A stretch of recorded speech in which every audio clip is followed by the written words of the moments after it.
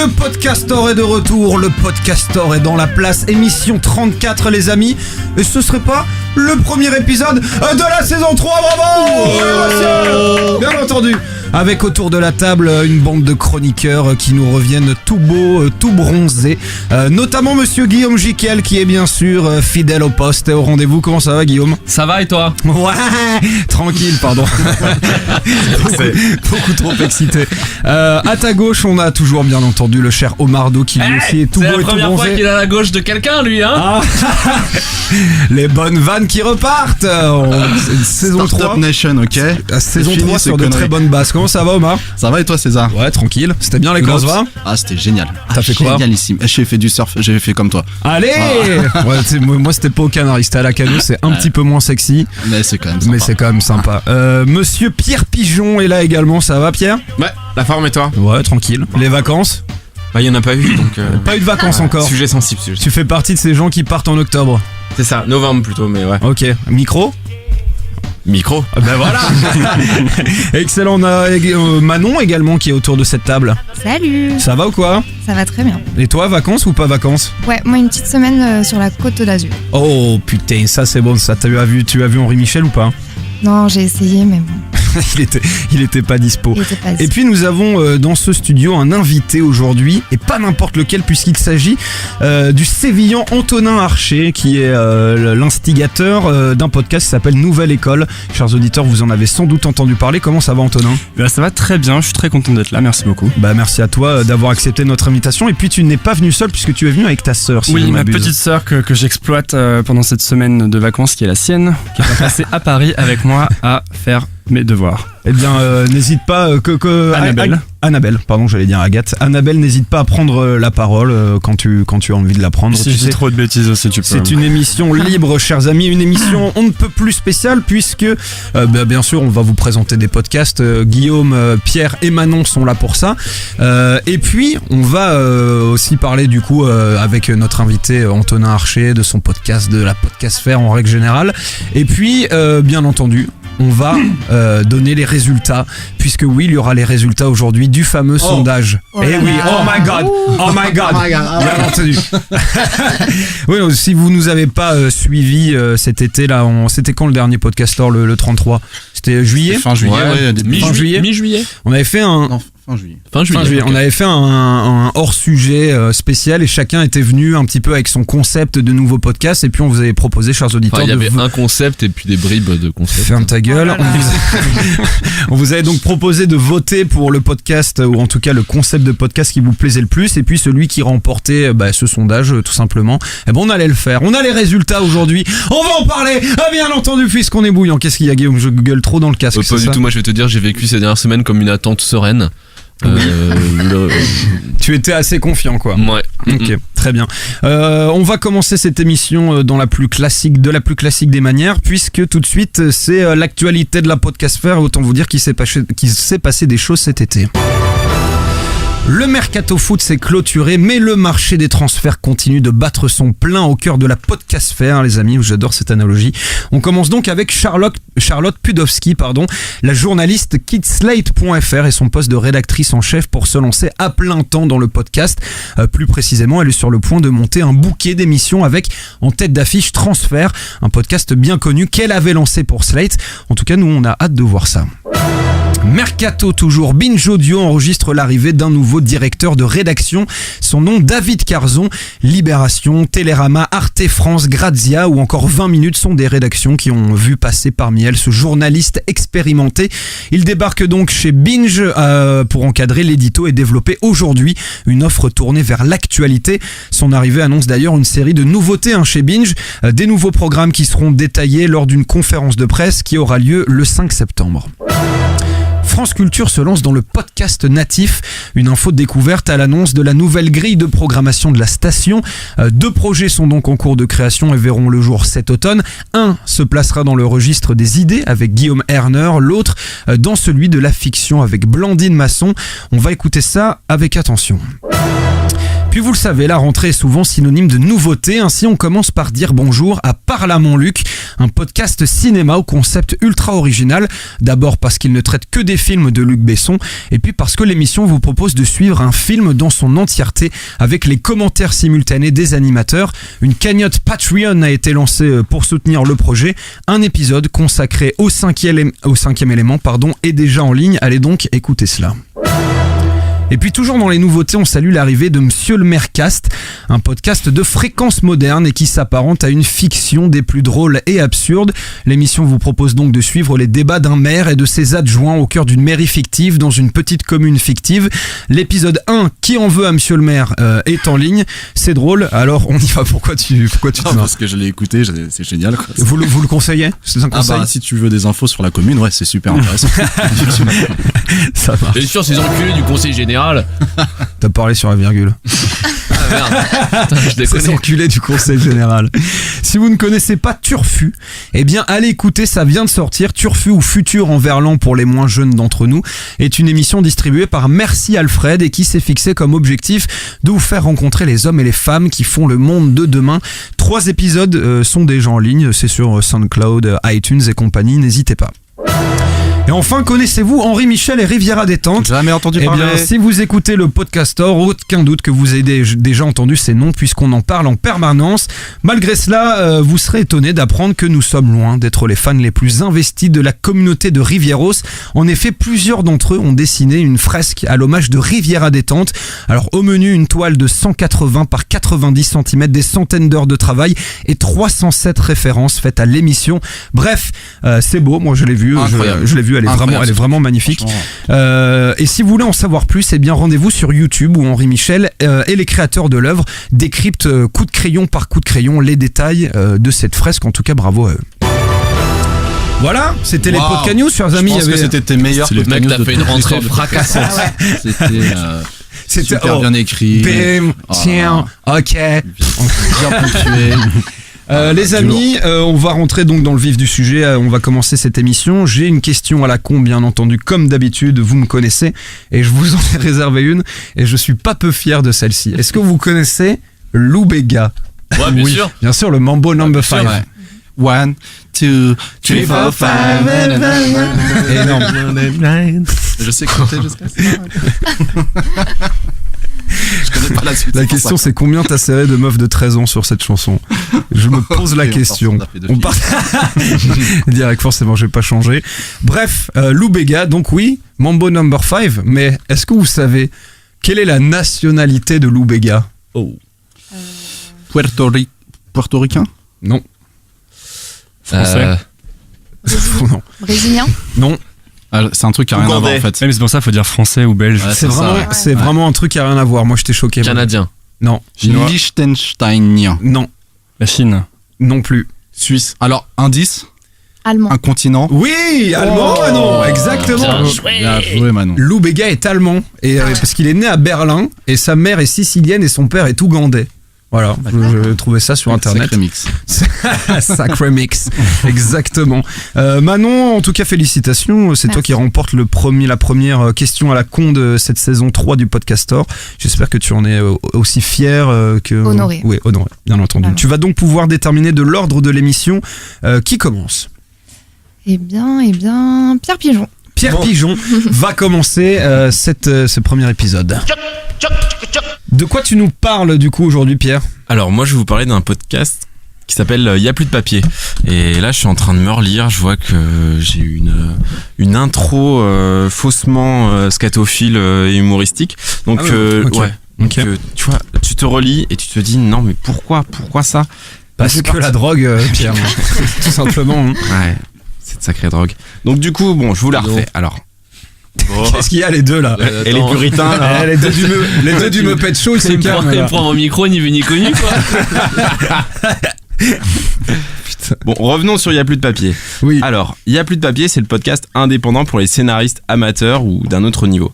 Le concept est simple, ils ont un format mensuel, Adrien et Mathieu, sous leur prénom. C'est 2 scénaristes et producteurs qui répondent et débattent à de nombreuses questions autour de l'écriture. Donc, comment vivre de sa plume, pour qui écrire, sous quel format, pour quel salaire, ou encore plus largement, mieux vaut-il écrire seul ou à plusieurs, quels sont les outils indispensables à un créatif. toutes ces petites questions. Et du coup, c'est d'ailleurs dans la diversité des sujets que je trouve tout l'intérêt de ce podcast. Parce que c'est vrai qu'au fond, tu vois, on peut écrire pour tout un tas de monde, que ce soit pour la télé, pour le théâtre, pour... Des livres. Des romans. livres. C'est comme dans Une famille en or, tu sais. Oui, donc Ouais, voilà. donc pour tout un tas de monde et pour même des petites zouzes ou ta voisine ou je ne sais quoi. T'écris et- souvent aux petites zouzes, toi? Non, c'était un exemple parmi tant d'autres. Et donc du coup voilà, c'est quand même un sujet assez vaste et du coup aussi ce que je pouvais apprécier, tu vois, c'est genre les conseils pour bien écrire ou être créatif qui du coup va rendre ce podcast assez accessible et malgré quand même le fait que ce soit un podcast de niche, vu que c'est surtout adressé aux scénaristes.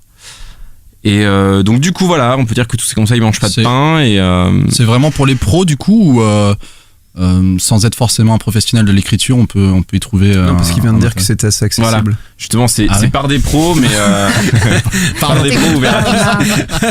Et on sait ce que les mecs ont écrit ou pas? Ah oui bah du coup C'est quoi leur CV? bah eux en fait Ils sont légitimes. c'est plutôt des gars de la télé. Du coup c'est pour ça ils ont fait un hors-série d'ailleurs plutôt sympa sur Canal+. Et du coup le pourquoi Bolloré avait décidé d'arrêter de payer ses auteurs. Donc c'est plus des mecs des petits formats et des mecs de la télé, mais après à chaque fois ce qui est bien aussi c'est que du coup ils invitent des collègues et des amis créatifs pour alimenter le débat autour de leur table. Et donc après ça des mecs qui viennent C'est cool parce que ça n'existe pas comme concept de podcast. Il y en a Voilà, en merci, anglais c'est comme tout ça. pour moi. non, mais c'est vrai que je pense qu'ils sont plutôt seuls sur ce sujet et puis ça fait quand même quelques mois voire même presque, ça doit faire peut-être un peu plus d'1 an que ça existe et j'ai l'impression que ça cartonne pas mal. Ok. Ils sont à 18 épisodes du coup un par mois et c'est des épisodes d'1 heure à 2 heures et du coup voilà c'est plutôt sympa donc je vais passer à mon premier extrait. On y va. Donc c'est un extrait qui du coup qui vient du premier épisode qui s'intitulait Écrire seul ou à plusieurs. Donc ils tentent de répondre à cette question et là c'est l'intervention d'une de leurs amies qui va justement défendre un peu plus l'écriture solo. Philippe, tu voulais Bah, réagir? Je vais défendre un tout petit peu l'écriture solo. Oui, enfin. Parce qu'en fait, l'écriture à deux, je crois, m'a permis d'améliorer mon écriture toute seule. Et du coup, je pense que c'est quelque chose dont il ne faut pas se priver. Et en plus, j'ai remarqué quand même que de vouloir être le suiveur tout le temps, c'était aussi un peu se planquer derrière l'autre, puisque on considère souvent que c'est l'autre qui a les meilleures idées, que c'est l'autre qui tient la barre, etc. Ça permet aussi un peu de se réfugier derrière ce truc-là. Et parfois c'est dommage quand on a un univers à défendre, quand on a des choses à dire. Parfois on se censure un peu en fait. Donc je pense qu'il faut pratiquer les deux. Ben oui, il faut pratiquer les deux. Parce que ça permet vraiment d'ouvrir un peu son champ des possibles, d'avoir un retour d'expérience. Enfin, ça permet plein de choses aussi. Je pense qu'il faut pas se priver de ça. Voilà. On revient toujours à la masturbation au final. Exactement. Ouais, c'est bien ça qu'on parle. C'est exactement la vanne que j'allais faire. Exactement, Ça je pense qu'on l'avait dit. Mais moi j'avais peur de la faire parce que je pensais qu'après t'allais dire que j'étais juste qu'un gros porc. Tu sais, tu fais souvent ça. Ouais, c'est vrai, je suis un peu le vieux con de la bande. C'est vrai. Non, Je te remercie de de le souligner. Non, moi ça m'a fait penser au foot, c'est con. Tu vois, parce que tu sais, l'aspect sport co, tu sais, parfois, dans un sport co, tu peux te reposer sur les autres assez facilement. Et puis moi j'ai fait beaucoup de sport co et quand j'ai commencé à faire des trucs, je sais pas, jouer au tennis, je sais qu'il y a des tennisman autour de la table et je me suis rendu compte de pourquoi tu rigoles? Parce qu'il fait genre. Mais tu prends 2 bulles à chaque fois. Non mais je pensais pas à toi Guillaume. Tu m'agresses pas quand tu m'as pris mon micro, ok? Parce que je peux pas répondre, c'est dégueulasse. C'est bourré, rentre chez toi Guillaume. C'est pas faux. Non mais la force mentale qu'il faut avoir quand t'es tout seul, ça m'a fait penser un petit peu, tu vois, pour comparer à ce qu'elle dit. C'est vrai que quand t'es tout seul, tu peux te rattacher qu'à toi. Et donc voilà, c'était mon intervention nulle. Merci à moi. Non, c'était bien de prendre mon micro pour dire ça, quoi. On va faire la vanne du micro pendant 1 heure ou pas là? Je vais te dire, je fais la vanne que je veux pendant 1 heure. C'est pas parce que c'est toi qui as la console que tu roules the world. Okay. Pierre, n'hésite pas Ouais, donc à enchaîner. du coup, voilà, à part mon intention de ponctuer mes extraits par une touche de masturbation, je trouvais ça assez sympa pour décrire un peu l'ambiance et le ton littéraire qui est apporté durant l'émission. Ce petit ton délicat qu'on apprécie. Et pour mon... Enfin, j'ai l'impression de... C'est cool, moi je me suis abonné, moi du coup, ça a l'air cool en vrai. Là, Tu viens de maintenant, t'abonner, Ouais, je là viens de m'abonner, ouais. Putain, on est sur l'instantanéité. Ah ouais, tu l'as tellement convaincu spontané, direct. quoi. Je suis dans le moment. J'ai l'impression d'être commercial d'un coup. Du coup, pour passer à mon deuxième extrait qui est aussi intéressant que le premier. Donc il est extrait de Ça va te plaire Manon du 12e épisode qui s'intitulait L'écriture au féminin. Ah, Et donc là, ça me fait plaisir. C'est pas très Simone Veil. Ça. Bon quoi T'es une fille? Mais t'aimes les trucs de filles du coup? C'est le truc de fille. Non, mais c'était un petit clin d'œil. C'est vrai que c'est pas- à ma gauche. C'est pas très Charlie. Bon, ok. Outre le fait d'être Charlie ou pas. Du coup, c'était un extrait et là, il parlait du rôle et le caractère des femmes au cinéma. D'accord. Pour le coup. Et donc, il parlait d'un test, le test de Bechdel. Donc, je sais pas si... c'est hyper intéressant. Et bah, pour ceux qui ne connaissent pas, C'est quoi il va l'expliquer dans cet extrait. Et la plupart des choses que j'ai écrites échouent totalement, ouais. Je suis entièrement d'accord. Alors c'est quoi ce test de Bechdel? C'est parti d'une petite BD écrite dans les années 80, si mon souvenir est bon, et c'est parti d'une blague en fait. Et le test de Bechdel, c'est vérifier si dans un scénario ou dans un film, il y a 2 personnages féminins qui se parlent entre elles d'un sujet autre qu'un homme. Voilà, donc réunir ces 3 critères, ça paraît... Vous me regardez, mais je le savais. Hein.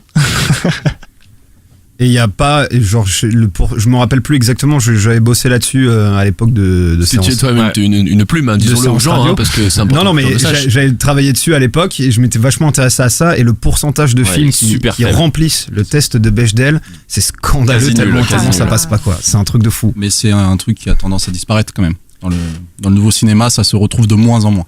Bon, Oh, je sais pas. pas tant, Faudrait hein. vérifier parce que Ouais. Je pense quand même. Bah, j'espère. En tout cas. j'espère Ah oui, aussi. on espère, Ah, on pour espère Manon aussi. pour moi. Oui, voilà. Voilà. Exactement. Pedro, Hein, c'est tout? oui. C'était la fin? Bah, c'était la fin de ce deuxième Et- extrait, c'était le dernier. Et du coup, toi, en tant que professionnel, en tant que plume de Paname, ça t'a aidé? T'as eu des conseils qui t'ont permis de changer un petit peu tes méthodes? Ça t'a un peu... Bah, ça, j'ai pas forcément écouté de conseils qui m'ont permis de changer de méthode parce qu'on est souvent attaché à ses propres méthodes. Parce qu'on peut le dire pour les auditeurs, tu es concepteur-rédacteur dans la vraie vie. Oui. In real life. Oui. Et dans la publicité, donc, ce qui est encore Ouais. autre chose. Et plume de Paname sur Twitter. Et plume de Paname sur Twitter. Follow. Et oui, donc voilà. Et non, mais en soi, pour tout vous avouer, j'ai découvert il y a 2-3 jours, donc j'ai pas encore eu le temps de trop poncer le truc, même si franchement en 2-3 jours, voilà, quand t'écoutes quand même 5-6 épisodes, sachant qu'ils durent de 1 heure à 2 heures, je trouve que je suis sur un beau quota d'appréciabilité. Et Oui, tu peux te juger toi-même. Voilà, c'est aucun problème. c'est comme ça. Mais oui, et après, ce que je trouve super bien avec ce podcast, c'est vraiment qu'il est ouvert même aux gens qui n'ont pas l'habitude d'écrire et en soi, parce que pour moi l'écriture c'est vraiment quelque chose que tout le monde a et dont tout le monde a besoin, tu vois. Quand toi Omar, voilà, tu cherches à écrire un texto et tu demandais smiley ou pas smiley, tu sur vois. 140 caractères, moi je pense Rimbaud, tu vois. En anglais, il y a un truc qui s'appelle Script Notes, qui est un truc un peu similaire, je crois. Ouais. C'est Bah, du screenwriting, mais plus. Pas un groupe de métal, ça? Non, ça c'est Slipknot. On la garde. Même réaction, on la des garde. écrivains avec des masques, ils sont plutôt bizarres. Mais c'est plus Ça, c'était de la screenwriting, merde, on la genre gardera film pas. Hollywood, tu vois. Pardon, tu disais. Je disais que c'était plus de screenwriting de films hollywoodiens que ton truc qui a l'air d'être plus écriture au sens Ouais. large, tu vois. C'est ça. Bah écoute, j'irai follow aussi. Moi, Très bien. je l'écoute pas, hein, mais Non, c'est juste pour lâcher le nom, quoi. Mais pour la curiosité. Mais je vais écouter le tien, en tout cas, qui a l'air très bien. Ah, c'est gentil. Plaisir. Et j'ai fini mon podcast. Eh bien, écoute, merci beaucoup. Qu'est-ce qu'on en pense autour de cette table du podcast de Pierre Pigeon? Merci, pas tous à la fois. Non, après, J'ai peur. non, moi, enfin je veux dire des banalités, mais le fait que encore une fois un podcast traite d'un sujet qui n'est pas traité, je trouve ça déjà cool. Commencer. Et puis bon, je suis pas à part écrire des tweets ou des textos, c'est vrai que je suis peut-être moins concerné, mais j'avais écouté leur épisode sur ce qui s'est passé chez Canal+, que je trouve scandaleux, avec Bolloré qui du jour au lendemain s'est dit on arrête de payer les auteurs, on respecte pas nos partenariats, nos contrats, etc. Et j'avais trouvé intéressant qu'ils fassent un hors-série là-dessus, parce que je trouve qu'on en entend pas assez parler, quoi. Et voilà, cet aspect actu aussi, j'avais trouvé ça intéressant dans le podcast. Moi, j'aime bien ce côté un peu, tu vois, genre tuto, genre on donne des clés, ou en tout cas, on ouvre des portes pour pouvoir se diversifier, tu vois. Moi, quand tu me dis, je suis un peu déçu quand tu me dis, moi, j'ai pas retenu trop de leçons, tu vois, techniques de ce podcast-là. Après, je pense que comme tu l'as dit, tu l'as découvert il y a 3 jours et tu vas aller plus loin, tu vois. Mais même ça a l'air intéressant pour enrichir, en tout cas, quand on est un peu dans ce délire-là d'écriture, etc. De pouvoir tout simplement se diversifier, quoi. C'est sûr. Après, même si tu vois, t'as des leçons, des conseils qui sont sympas. Je disais ça plus sur le fait de, tu vois, quand on a vraiment ses habitudes, ses façons de bosser, elles sont aussi assez dures à changer, tu vois. Ces petits rituels, ces petits machins. Monsieur Guillaume Jiquel, est-ce que c'est un podcast que vous avez envie d'écouter? Non, pas du tout. Non, mais je suis d'accord avec Omar, sans vouloir réenfoncer une porte ouverte, mais effectivement, c'est bien de s'attacher à un sujet qui est pour l'instant peu traité, mais sous ce format-là. Mais bon, moi, l'écriture, ça fait pas partie de ma vie au quotidien, donc j'ai pas d'appétence particulière pour les techniques d'écriture, quoi. Ok. Tu peux nous faire un petit recap de ton podcast? Comment il s'appelle? Il sort quand? Ça dure combien de temps? Alors, il s'appelle Y a plus de papier. Il est présenté par Adrien et Mathieu. Et c'est un mensuel. Il sort au début de chaque mois. Qu'est-ce qu'ils sont les deux là? Qu'est-ce que vous avez? Parce que j'ai dit, je suis désolé, j'ai dit j'ai pas d'appétence particulière pour l'écriture, et il m'écrit sur son clavier, alors que pour la masturbation, je sais pas ce qu'il a. Non, c'est les deux du Muppet Show, je l'ai pas assumé, je l'ai juste écrit sur mon écran. Merci beaucoup en tout cas monsieur Pierre Pigeon pour ce podcast qui, ma foi, a l'air fort sympathique. Manon, qui a la parole maintenant? Eh bien, parole aux femmes, je vais y aller. Allez, c'est parti. De quoi nous parles-tu aujourd'hui, Manon? Alors moi, je vais vous parler d'un podcast qui concerne une série. Et je vous laisse écouter le premier son et je pense que vous allez tout de suite deviner.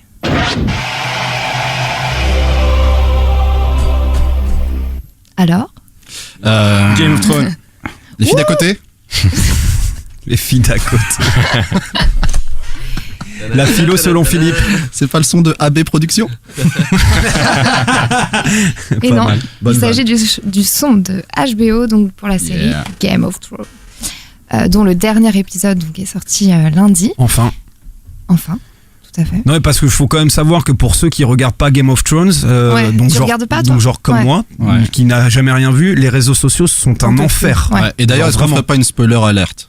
Je te pose la question. Attention, ceux qui n'ont pas vu. Parce que ceux qui n'ont pas vu, peut-être n'écoutez pas ce podcast parce que je vais. Enfin, si, le podcast, non, vous mettez plus 30 plusieurs fois. Oui, voilà. Vous avancez. N'écoutez pas ma chronique, en tout cas sur. Tu vas spoiler quoi? Parce que je vais un peu spoiler parce que la y a dernière des saison uniquement ou tout? Dernière saison. Ok. Ouais. Bon, voilà. Si vous n'êtes pas à jour sur la dernière. Les dernières minutes du dernier épisode de la dernière saison. Alors, le dernier épisode justement de ce podcast, donc qui s'appelle Whisperos, n'est pas sorti. Donc le dernier épisode, si vous l'avez pas encore vu, je vais pas le spoiler puisqu'ils n'ont pas encore sorti leur dernier épisode. Mais sinon, voilà, ils reviennent sur toute la dernière saison, donc la saison 7. Donc ça a été fait en temps réel. Donc à chaque fois, ils ont avancé des théories qui se révélaient vraies ou pas pendant la suite de la série. Et du coup, donc ce podcast est fait par Radio Kawa. Donc c'est 5 chroniqueurs qui reviennent sur cette série épique ou du coup pour les geeks comme Guillaume sur Song of Ice and Fire. Et du coup voilà, donc je suis un geek, mec, laisse tomber. C'est pas pour ceux qui ont lu pour ceux qui ont lu les livres en fait. C'est tellement un geek que quand on lui parle de LOL, il est là laughing out loud, tu vois, alors qu'on est en train de parler de League of Legends. Bon, même pas de réponse quoi. Voilà, c'est un gamer, il joue à Doodle Jump. Omar, je pensais que t'allais plus me supporter sur cette vanne, je suis un peu déçu. Voilà, donc c'est vraiment 5 chroniqueurs fans de la série et en plus qu'on lu les livres. Donc moi qui ne les ai pas lus, j'ai appris pas mal de choses clés pour la série et des théories avancées qui sont intéressantes à savoir pour tous les fans de cette série. Donc pour résumer un peu ce qui se passe dans un épisode, donc au début il reparle du dernier épisode, donc ce qui s'est passé. Après du coup chaque chroniqueur parle d'une séquence en particulier qu'ils ont bien aimé dans l'épisode ou alors qu'ils n'ont pas aimé justement. Ils essayent de décrypter tous les petits détails, toutes les choses auxquelles nous on n'aurait pas forcément fait attention puisque eux ils ont la référence des livres, ils ont la référence de toutes les, des livres. Et après vers la fin du podcast, donc moi c'est un peu ma partie préférée, c'est le moment de la théorie crafting. Donc là ils lancent des théories comme un peu une bande de potes qui comme nous, un peu comme on l'a fait, vu qu'autour de cette table, il y a pas mal de fans de la série, à part César.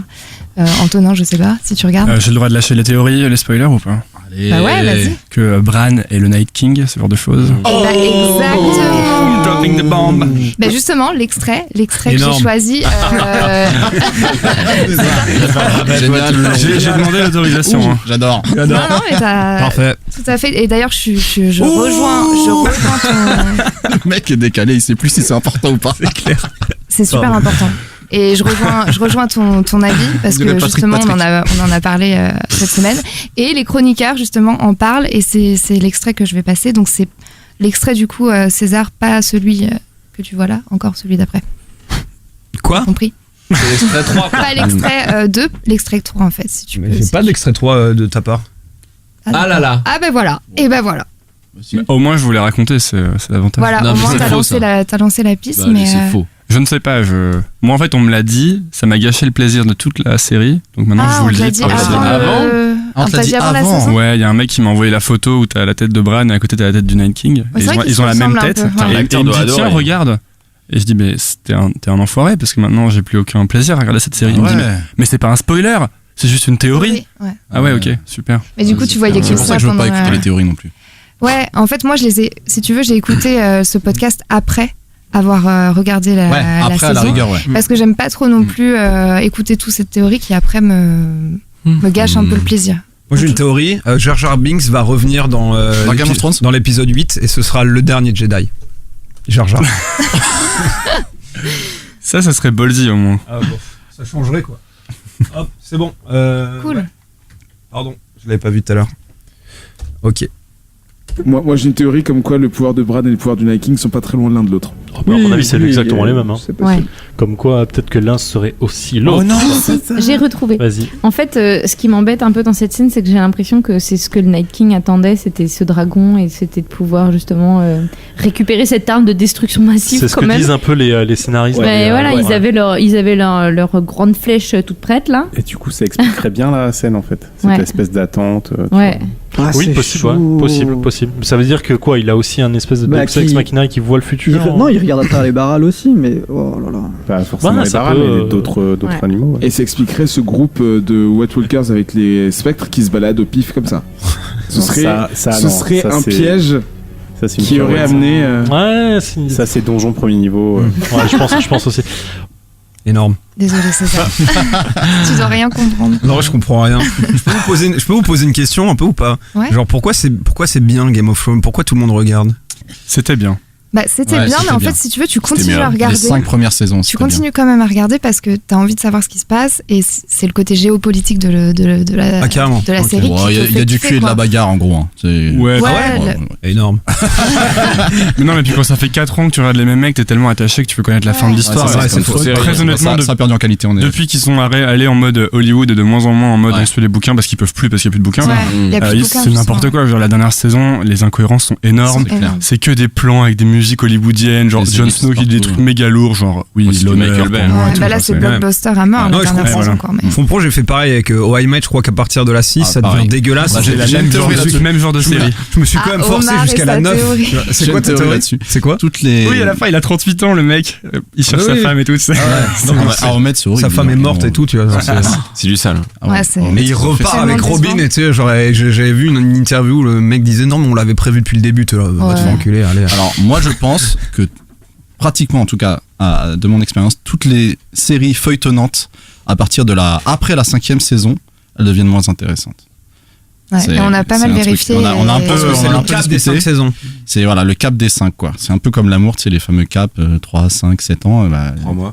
Qu'est-ce que t'appelles 3 mois pour tirer apparemment. Ce que t'appelles feuilletonnant, c'est les sitcoms genre. C'est-à-dire pas les séries où tu sais où tu peux les consommer indépendamment. Chaque épisode peut se consommer tout seul. Malcolm par exemple, ça marche pas. C'est pas feuilletonnant. Mais par exemple Dexter, c'est nul à partir de la 3e quoi. Donc. Ouais, mais c'est pour ça que je dis que c'est au maximum. Ah oui. Ouais, j'ai pas précisé mais. Tu prends des risques, hein. Non, voilà, c'est une théorie, je pose ça sur la table, vous en faites ce que vous voulez.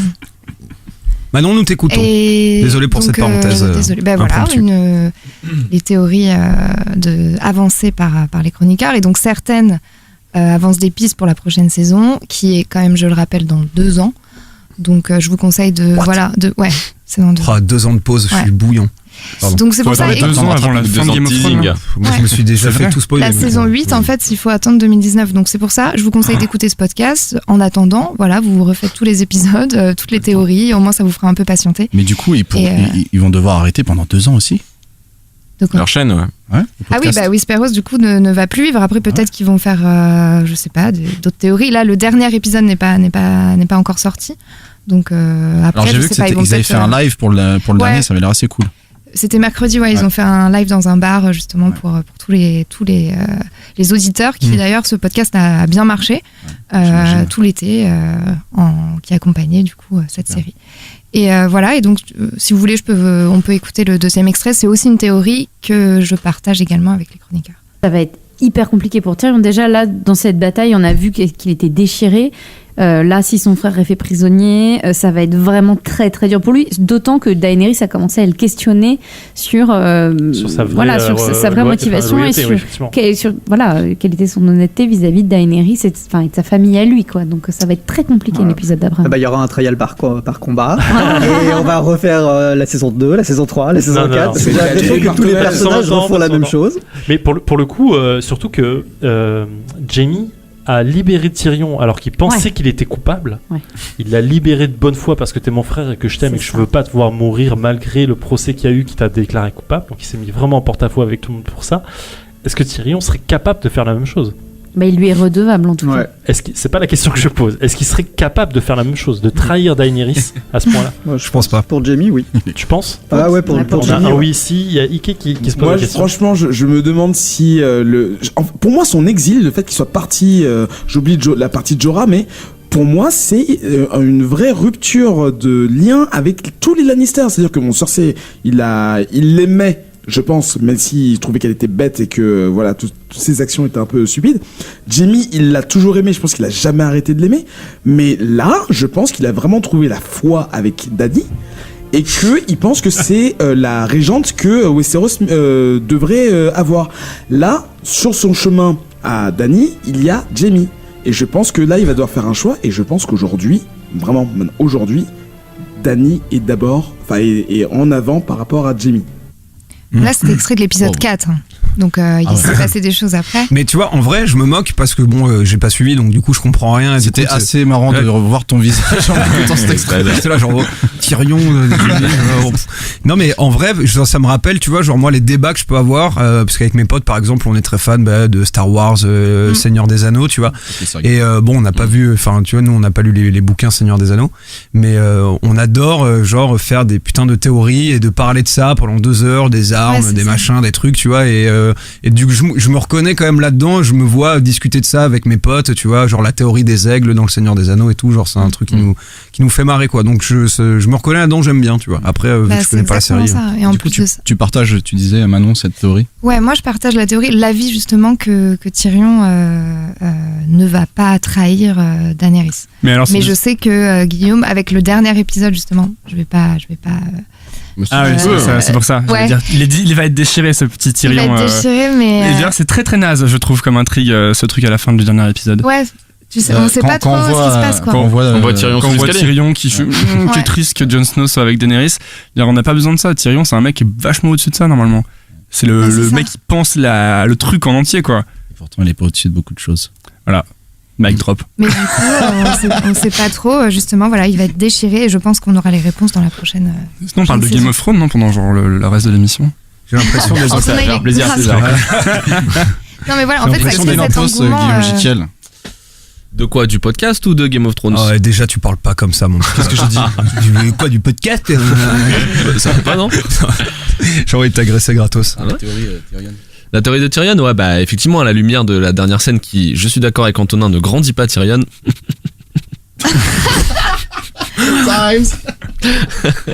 Et ben on sent bien qu'il est en train effectivement il est face à un conflit intérieur qu'il a du mal à résoudre. Ouais, c'est ça. Ok. Et sinon, le podcast autour de la table, qu'est-ce que vous en pensez? Bah, moi je trouve ça c'est une super idée, c'est hyper opportuniste et en même temps ça a l'air d'être bien exécuté. La mayonnaise entre eux a l'air de bien prendre et puis je trouve qu'ils ont la bonne dose de on sent que c'est en même temps ils font exprès de se prendre un petit peu au sérieux, de le faire hyper sérieusement et en même temps on sent bien qu'ils ont du recul sur ce qu'ils disent, donc ça a l'air assez cool quoi. Ça sort combien de temps après un épisode?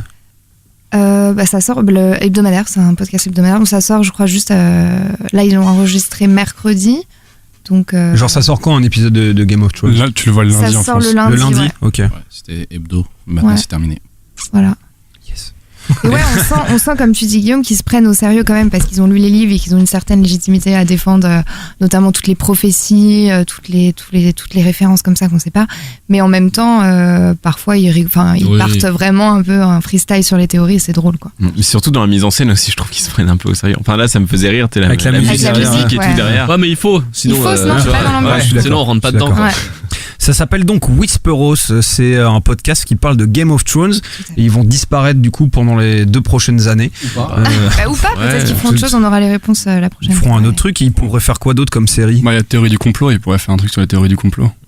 Ah, genre pour inviter Omar du coup. Il est complotiste sur les Illuminati. Non, j'ai des vannes mais on va pas les accepter tout de suite. Du coup, merci beaucoup Manon. Tu nous tiens forcément au courant de ce qu'ils font après, vu que maintenant la saison est terminée. Et voilà, tout de suite on va passer donc au podcast de Monsieur Guillaume Jiquel. Guillaume Jiquel, de quoi nous parlez-vous aujourd'hui?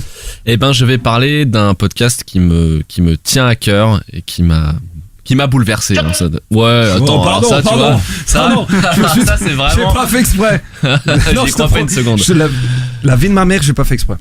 Alors, je vais vous parler d'un podcast, qui me tient beaucoup à cœur, dont l'univers me tient vachement à cœur. C'est un podcast qui s'appelle Hyperdrive et qui parle de Star Wars, tout simplement. Qui est fait par Willem Qu'est-ce que Horn. l'hyperdrive dans Star Wars, Guillaume? Bah c'est le truc de la vitesse de la lumière. Combien de fois peut-on renouveler un CDD, Monsieur Jiquel? Non mais c'est ça, non? C'est le truc de passage à la vitesse de la lumière. C'est ça, c'est l'hyperdrive, c'est ça. Ouais, tout à fait. Et il me semble. Hein. Oui. Bon, on vérifiera, c'est pas grave, on nous pardonnera si jamais c'est pas ça. Moi, je ne me présente pas comme un. T'es pas le ministre de Star Wars. De Star Wars, absolument. Mais par contre, j'adore. Et effectivement, donc c'est un podcast assez jeune qui a commencé à éditer en mars 2017. Et il y a déjà beaucoup de numéros, vous pouvez aller vraiment consommer, il y a pas mal de catalogues déjà. Donc c'est Willem Horn qui le fait, qui tient parallèlement un blog qui s'appelle unfandestarwars.com je crois, et qui du coup propose l'écoute. Ça a le mérite d'être clair. Ouais, ça a le mérite d'être très clair, il y a pas de mensonge, il y a pas de fausses promesses. Et voilà, donc moi j'ai découvert ce podcast un petit peu par hasard je déconne. C'est vrai, je déconne.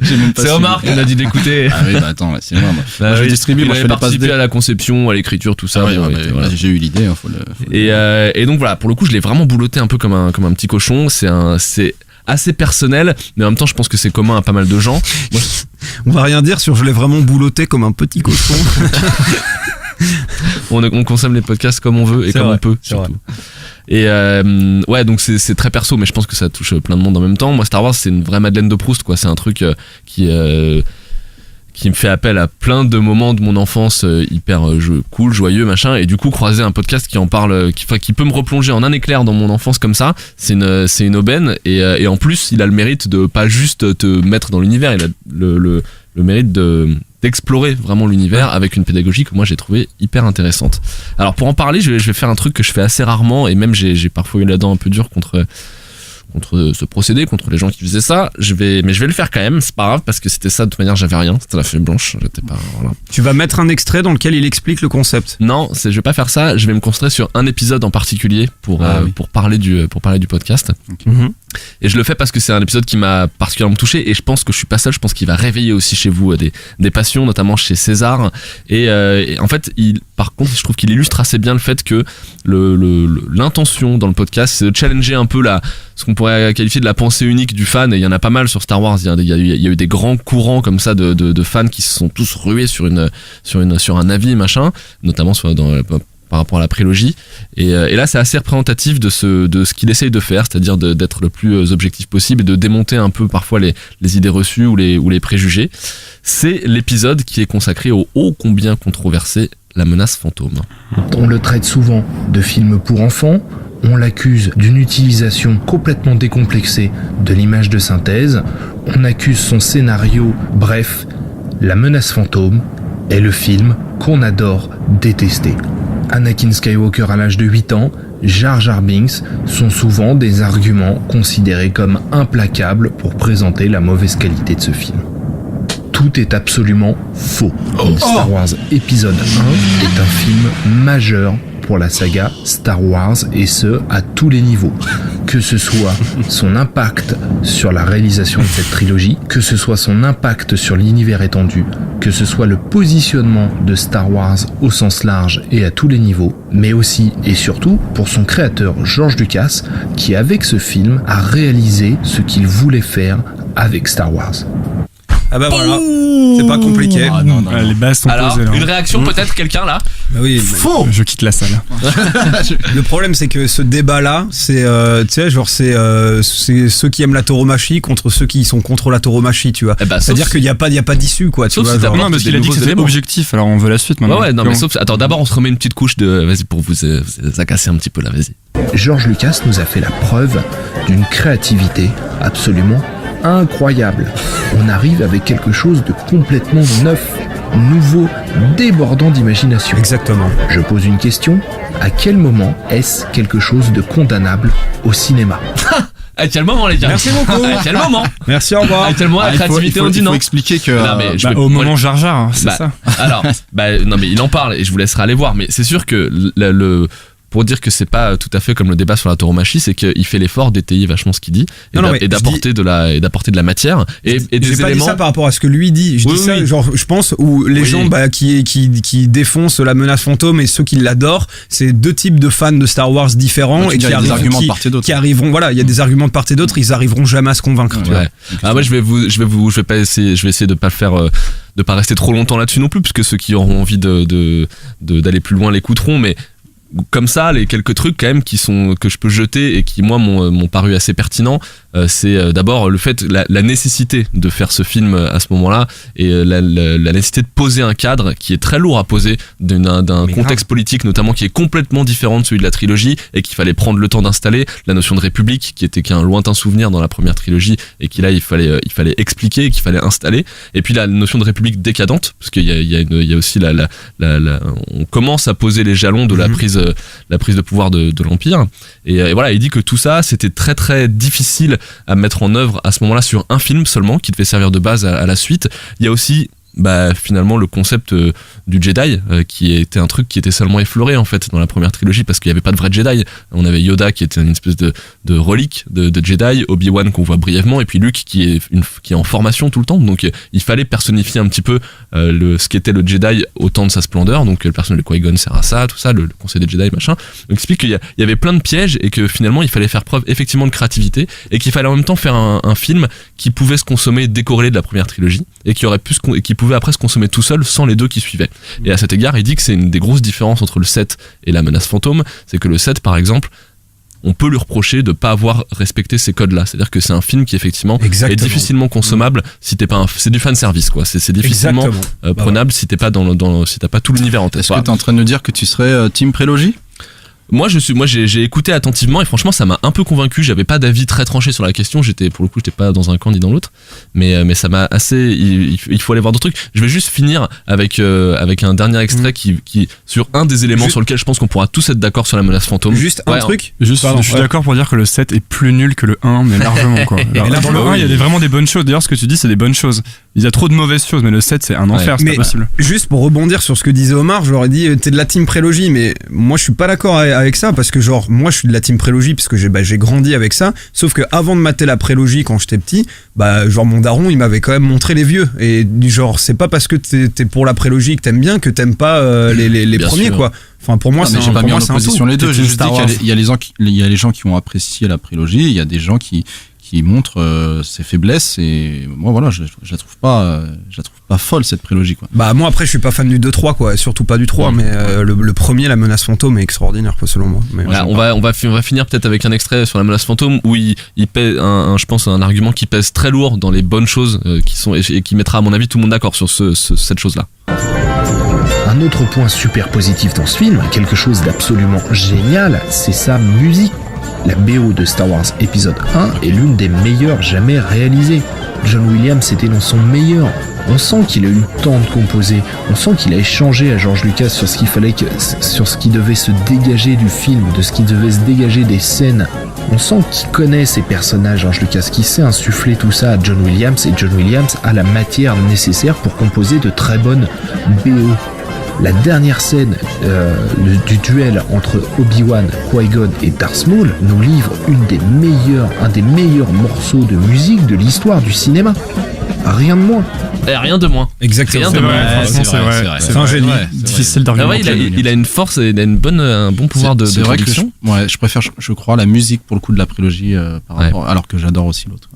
Bon, en même temps, c'est ce qu'il dit, effectivement, c'est assez logique, c'est que John Williams, il a eu 20 ans pour réfléchir en connaissant l'univers à ce qu'il pouvait. Ils se sont même pas mis 20 ans dessus, hein, il a dû. Non, bien sûr, non, mais tu digères quand même, tu vois, quand t'as consommé un univers et t'es magique. Ça macère pas mal. La soundtrack, elle est vraiment magique. Voilà, donc moi cet épisode m'a vachement plu, mais il y en a plein d'autres et ils sont, je trouve, assez bien pensés. Il y a un vrai équilibre dans les thèmes qui sont abordés. J'en donne quelques-uns comme ça. Ça parle évidemment de l'univers étendu, on parle aussi du rachat par Disney de ce moment-là, de la personnalité de George Lucas, ou de justement il y en a un qui est assez intéressant sur les différents contextes politiques qui habitent la saga. Donc c'est vraiment très cool. Moi j'adore ce qui m'a beaucoup plu dans ce podcast-là, c'est le positionnement du podcast par rapport aux fans. C'est-à-dire que moi je suis un fan de Star Wars dans le sens où je suis un fan de la partie émergée de l'iceberg, donc le cinéma et puis éventuellement quelques petits morceaux de l'univers étendu, mais je suis pas un ouf et je trouve que c'est chouette parce que ça s'adresse à ce type de fans. C'est-à-dire que t'as pas besoin de... Enfin, il y a déjà un podcast qui existe notamment sur Star Wars qui est sur l'univers étendu. Moi c'est trop pour moi. Voilà, c'est trop compliqué et tout. Il y a tellement de choses, mec. Bien sûr. Mais là du coup, tu vois, l'univers étendu, il en parle un peu, il explique la dimension, le truc, comment ça s'est construit. Et voilà, c'est hyper accessible et ça sert en fait le fan de base quoi, voilà, mais sans que ce soit péjoratif. Et puis moi j'adore la personnalité de Willem. Il y a sa posture, il y a un peu de Patrick, Ouais. La tortue. Ouais, elle est pas mal. Pardon. Elle est dégueulasse. Non mais il y a un peu, je sais pas si vous avez identifié ça dans la voix, il y a un peu de Patrick Béja en lui, un truc c'est un peu dépassionné, mais en même temps très très sûr de son de son idée et du coup ça, je trouve que ça génère une forme d'attachement. Moi j'aime bien parler de la personnalité des podcasts des incarnations des podcasts que j'aime et là c'est une forme d'attachement qui se construit sur la confiance en fait. Il est hyper crédible parce qu'il a l'air très posé et très calme dans la manière dont il avance ses arguments. Donc ça j'ai beaucoup aimé. Et puis il y a quelques petits trucs, voilà, des trucs de prod qui sont aussi très sympas. Je sais pas si vous avez remarqué, il y a un bed permanent et en fait c'est un bed qui est peut-être parfois on peut le reprocher d'être un peu trop présent, mais c'est pas le titre jazz Cantina, j'ai oublié le nom. Ah oui, là en l'occurrence quand ils sont dans le bar, dans le restaurant. Mais en fait tout le temps il commence ses podcasts en disant qu'il est à un endroit de l'univers Star Wars et l'environnement sonore de l'épisode est en fonction de l'endroit où il est. Donc c'est assez cool. Je pense que le troisième extrait il était sur Tatooine. Je reconnais un peu le background. T'as passé tes vacances là-bas. J'ai surfé. Je suis parti faire du surf là-bas. Voilà, donc moi si vous aimez Star Wars évidemment, je vous invite à aller l'écouter parce que c'est vraiment très très bien fait. C'est en même temps très détaillé et puis en même temps pas lourd, pas indigeste. Et franchement quand on est à quelqu'un si vous êtes comme moi et que ça vous met dans un confort, une espèce espèce de coton cool de parler de Star Wars parce que ça vous rappelle des trucs sympas et qu'en même temps vous avez envie de vous nourrir un peu et de faire vibrer encore un peu la corne Star Wars en vous, c'est parfait. Cool. Comment ça s'appelle encore? Ça s'appelle Hyperdrive. Ça sort tous les combien? Alors, il n'y a pas de rythmique particulière. Il y a, je vais regarder combien il y a d'épisodes exactement. T'as une moyenne de temps en général 15, ou pas? Ouais, ça dure entre 20 et 30 minutes, grosso modo. Cool. Bon, on va pas relancer le débat sur prélogie, pas prélogie, parce que vraiment, on pourra en faire des heures. On pourrait finalement faire comme les Whisperos avec Game of Thrones. Mais bon, qu'est-ce que vous en pensez de ce Hyperdrive? Génial. Ça a l'air top. Je me suis abonné aussi. Ouais. Il s'abonne tout en direct, c'est bien ça, Antonin. Moi, j'aurais dû le présenter, mais Guillaume me l'a piqué. Il m'a menacé, etc. Donc, moi, j'ai pas peur d'annoncer mes méthodes. Gros fan de Hyperdrive, franchement. Eh bien, en tout cas, merci beaucoup, mon petit Guillaume. C'est le moment de la délibération. Reste à savoir si le passage au Conseil leur permettra de retrouver un semblant de sérénité. Pas sûr qu'on arrive à retrouver un semblant de sérénité dans cette émission. C'est le moment du vote. Nous allons donc commencer par toi, Guillaume Jiquel. Pour qui que tu votes? Je vais voter pour Whisperos. Whisperos, donc le podcast sur Game of Thrones présenté par Manon. Je me laisse aller, je laisse mon cœur parler. Omardo? Star Wars, donc Hyperdrive. Yep. Ok. Pierre Pigeon. Je vais voter pour Hyperdrive aussi. Il m'a donné envie de revoir La Menace Fantôme, mais c'était pas une mince affaire. C'est clair. Il m'a fait un peu changer d'avis. Genius. Manon? Moi aussi pour Star Wars, même si je suis pas très fan, j'ai bien aimé le ton en fait du podcast qui a l'air très très intéressant. Normalement j'aurais voté pour il y a plus de papier, c'est ça? Ouais. C'est vrai que Hyperdrive a l'air vraiment bien. J'ai bien aimé la voix du mec et l'ambiance, donc Hyperdrive. Ok, bon bah Hyperdrive. Annabelle, tu veux voter? Tu vas voter? Moi je vote pour Hyperdrive aussi. Ah bah voilà, c'est encore une fois un plébiscite. Alors on commence bien la saison. Il a bien, bravo en tout cas, podcast de la semaine. Ah, ce Guillaume. Qu'est-ce qu'il est fort, monsieur Guillaume Jiquel. Qu'est-ce qu'il est bon. Bravo, en tout cas, vous pouvez revenir au prochain épisode, monsieur Jiquel. Vous avez gagné ce privilège. On n'a pas de top 50 aujourd'hui, mon petit Omar. On n'a pas de top 50. Ça a été un peu compliqué pour le réaliser. Il va revenir avec une nouvelle formule. On n'a pas de charts. Mais du coup, je vous propose qu'on s'intéresse un petit peu à notre invité du jour. Ça ne me dérange pas trop. Bonne idée. Notre invité du jour, on vous l'a dit donc tout à l'heure, c'est monsieur Antonin Archer, qui est en fait l'instigateur d'un podcast qui s'appelle Nouvelle École. Il nous fait donc le plaisir d'être avec nous dans le Podcaster. Comment ça se passe pour l'instant, Antonin, cet épisode, cette ambiance Podcaster, pas trop déstabilisée par Guillaume? Non, très bien. C'est moi qui voulais présenter, ok? Je vous rappelle que Nouvelle École a gagné ici déjà. Mais j'ai remarqué que t'as dit quand t'as présenté ton podcast, c'est un podcast qui me tient vraiment à cœur et en fait je suis déçu parce que tu dis tout le temps ça en fait. Non, c'est pas vrai. Moi je croyais qu'il l'avait dit que pour le moment. Voilà Antonin, je suis tout à fait d'accord. Non, c'est pas vrai. Je suis vraiment déçu. C'est pas vrai. Quand est-ce que j'ai dit d'ailleurs que Riviera Détente et Nouvelle École c'était mes deux plus gros crushs? C'était j'ai spoilé. C'était dans Podcastorama. Ah oui, c'est n'importe quoi. C'est quoi Riviera Détente? C'est un spoil? Ah, c'est pas encore sorti. Faut pas qu'on parle de ça. Vous voulez qu'on reparle de La Menace Fantôme? Bon, comme César est parti faire pipi, on va faire. Non, mais on va continuer à te découvrir. Oui. Du coup, nous, on avait parlé de Nouvelle École ici il y a quelques mois maintenant déjà. C'est le premier moment fierté familiale de ma maman. Je vais envoyer l'épisode. J'ai hâte qu'on fait une émission sur moi. Ah, trop bien. Voilà. On aura au moins servi à ça. On embrasse ta maman. On embrasse ta maman. On embrasse toutes les mamans d'ailleurs. Attention, on embrasse toutes les mamans. Et voilà, du coup, peut-être que tu peux nous updater un peu sur Nouvelle École. Est-ce que c'est justement toi aussi tu repars pour une saison? Est-ce que c'est toujours le plaisir est toujours intact? T'as encore plein de gens à interviewer, tout ça, des objes? Ouais, j'ai pas pris de vacances, les gars. Ça sort. Non, mais ça sort Nouvelle École, ça sort tous les lundis, donc j'ai en effet pas stoppé le truc, donc ça repart pour une nouvelle saison, mais en fait c'est une longue saison qui va durer pour l'éternité. Et j'ai toujours des gens à interviewer. Je parlais avec un type hier. Qui me disait mais comment tu vas faire quand tu arriveras au bout des start-upers, et en fait je lui disais mais c'est pas un podcast sur les start-up, et j'ai pas récemment, ouais, j'ai pas du tout envie de m'arrêter aux start-up.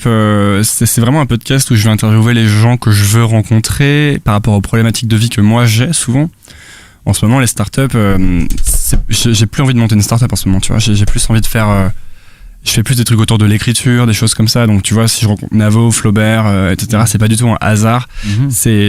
c'est parce que c'est plus facile de les rencontrer. On serait sur un pivot dans ta carrière en fait. En fait moi je suis connu pour faire de très nombreux petits pivots, mais non, l'écriture c'est un truc que j'ai depuis longtemps. C'est juste que je l'exploite de plus en plus ces derniers mois. Et je suis sur différents trucs et c'est pour ça que ça m'intéressait aussi votre podcast. Comment tu les contactes justement tes invités? Comment tu arrives à les faire venir? Parce que comme tu dis, Navo, Flaubert, c'est quand même des gens qui ont une certaine notoriété. Bon, c'est pas Nicole Kidman, mais je suppose que ça doit pas être si facile que ça de rentrer en contact avec eux aussi. Ouais, alors tout le monde croit que j'ai des techniques. Mais en fait, par exemple, Navo, je lui ai envoyé un DM sur Twitter. Je sais pas. À un moment, j'étais fan moi de Marcher Parler, etc. Et puis de tout ce que Navo avait fait. Et en fait, j'avais envoyé un DM sur Twitter, mais c'était vraiment une bouteille à la mer, quoi. Je me disais, on va voir, tu vois. Et à un moment, il y a 6 mois, j'ai vraiment failli arrêter Nouvelle École parce que c'était une période de ma vie un peu trouble. Et en plus, je le faisais pas régulièrement, les gens écoutaient pas vraiment parce que c'était pas régulier. Parce que t'étais pas passé au Podcaster. En plus, j'avais pas encore percé à l'époque. Et je m'étais vraiment dit, Nouvelle École, je vais peut-être arrêter et tout. Et ce jour-là, il y a un miracle qui se produit, c'est que je vais sur Twitter et il y a un petit icône bleu sur les messages et c'est Navo qui répond et qui dit ah putain, chambé, il y a Wallet sur ton podcast. Et en fait, il s'avère qu'il connaît Wallet parce qu'ils ont bossé ensemble sur Bref. Et Wallet, c'est un type que j'ai interviewé juste avant. Et donc ça, c'est les planètes qui s'alignent. Et je me dis, attends, je vais peut-être pas arrêter tout de suite Nouvelle École, en fait. Aller jusqu'à Navo. Et en fait, une fois que j'ai interviewé Navo, Flaubert a écouté le podcast avec Navo et a retweeté, a dit que c'était cool. Et en fait, moi, je me sers pas mal de ça aussi pour rencontrer des gens. C'est je dis, vas-y, viens, moi, j'ai envie que tu passes. Et ensuite, Adrien Méniel, un peu aussi. Ça avait fait pareil pour Mehdi Maizi, de La Sauce et du No Fun Show. Je l'avais eu parce qu'il avait écouté mon interview de Splinter, de Dirim Sar. Et donc il avait retweeté et j'avais dit viens toi aussi. Et donc ça marche vachement comme ça. Donc c'est soit c'est un peu comme un boulot de commercial quand t'es dans une boîte. Donc moi j'ai tout un Trello, je sais pas si vous voyez ce que c'est Trello. Bien sûr. Et en fait c'est juste là-dessus j'ai des colonnes avec là-dessus j'ai des colonnes avec à contacter, à relancer, perdu, enfin bref, comme ça quoi. Et je gère avec ça et donc je contacte par mail, par Twitter, par ce que je peux.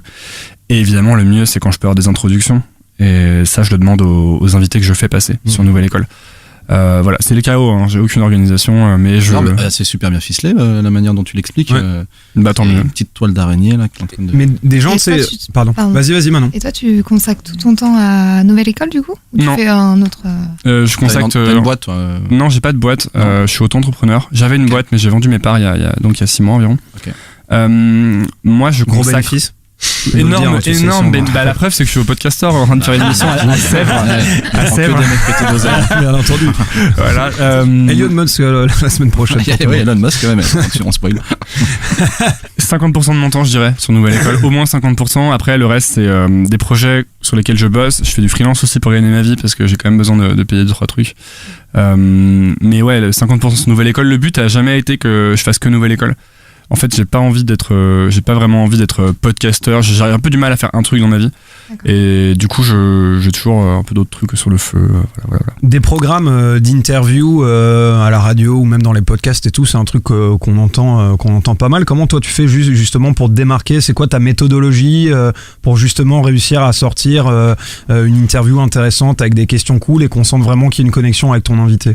En fait, je me suis pas trop posé la question au départ parce que j'avais aucune idée qu'il y avait un univers des podcasts en France, mais alors aucune idée. Moi, j'écoutais 2-3 podcasts américains, beaucoup. Et je me suis dit, je vais faire pareil, mais je savais pas qu'il y avait des types qui faisaient des podcasts en France. Et en fait, donc comment je fais? Je pense que très naïvement au départ, j'allais parler aux gens et j'essayais juste d'avoir une discussion parce que moi, les podcasts que j'aimais bien aux États-Unis, c'est des podcasts vraiment, c'était une discussion quoi. T'as pas du tout l'impression que t'es dans une interview. Et moi, c'est juste ça que je veux reproduire. Et d'ailleurs il y a quelqu'un qui m'a envoyé un mail récemment qui m'a dit j'aime bien tes podcasts parce qu'on dirait une discussion et pas une interview, et j'étais là putain mec merci, j'ai envie de te rencontrer maintenant et de te prendre dans mes bras parce que c'est vraiment le genre de truc que je recherche. Et en fait ce que je fais je m'améliore, hein. Parfois je suis stressé donc je suis un peu moins bon, etc. Mais par exemple hier j'ai interviewé une fille sur mon podcast et ce que j'ai fait c'est que j'ai pas pris de notes du tout. Alors que d'habitude j'ai des notes gigantesques, c'est-à-dire je prépare longtemps donc j'ai plein de notes, j'ai plein de feuilles, j'ai des thèmes et j'ai tout un storytelling de l'interview en fait parce que je veux qu'on commence par un thème et je veux qu'on finisse par un thème, comme ça il y a une sorte de sentiment de chemin, tu vois, que tu parcours. Si tu commences par, j'essaie de pas commencer par les trucs boring, genre ma boîte fonctionne comme ça, c'est pas très intéressant en général. Et donc là, ce que j'ai fait, c'est que j'ai carrément pas pris de notes. J'avais juste une feuille avec quelques thèmes au cas où je me perde. Et j'essayais de juste écouter ce que la personne me disait. Et rebondir dessus. Et jamais être en mode faut qu'on parle de ci, faut qu'on parle de ça. Jamais penser à la question suivante. Et toujours être comme ça. Et donc, ce que j'essaye aussi de faire, c'est de vraiment vite rentrer dans les trucs personnels. Parce que c'est vraiment ce qui m'intéresse. Et le thème du podcast, c'est vraiment l'humain. C'est pas les bois, c'est pas l'écriture, c'est pas, tu vois.